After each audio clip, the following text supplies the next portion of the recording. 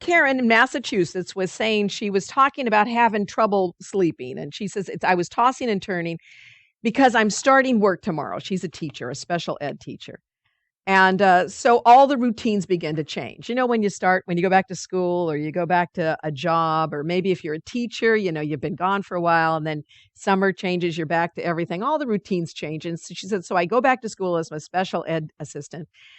And I had requested a different classroom, but I was denied. The coordinator said that I was so good in my current position, she didn't want to move me. I was disappointed because I wanted change. I'll be in the same class with the same kids for 3 years, for the third year. I wanted to move to the next age group so I could get more involved in academics and also know most of those kids, and there was an opening. But no, they'll hire someone from the outside because they don't want to lose me in this classroom. At first, I felt a grievance about it.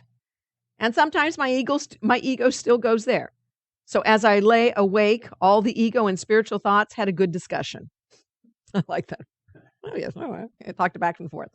I listened to the last study group session, and the one idea, that was last week, and the one idea that kept mulling over is about how we don't want to swap one illusion for another, and that all illusions block our truth and reality, but it is always there. We just need a little willingness to allow the Holy Spirit to shine the light on our illusions, to help us to let them pass by like a cloud, to reveal the truth behind the cloud. So I started thinking that maybe I'm not meant to be in that other classroom right now. Maybe my students who I know need me one more time. Maybe this is the year for me to broaden my horizons too and allow myself to open to other possibilities beyond school. So join me in letting go of the fear of the unknown, and allowing each day to be a marvel. And I like this because life didn't go the way she wanted it to go. And she said, you know what? Maybe this is just for me to look again at this classroom. Maybe this is for me to think I might want to move to another profession. Maybe this is for me to think of other possibilities. But what did she say?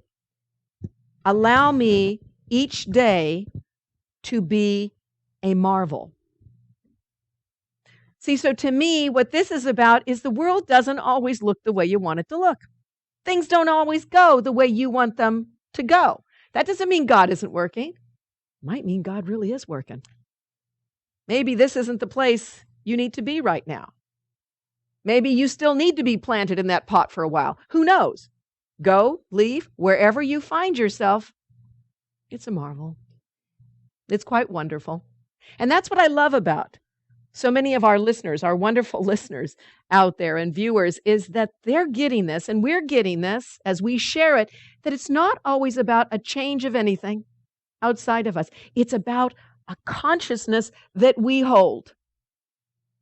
The ego wants to tell you got to do something. Come on, let's get going.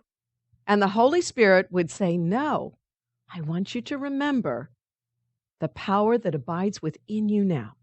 Not outside you, not in a new job, not in another relationship, but right here, right now. So you can be a marvel. So you can see the marvelous experience that's here, standing here in front of you.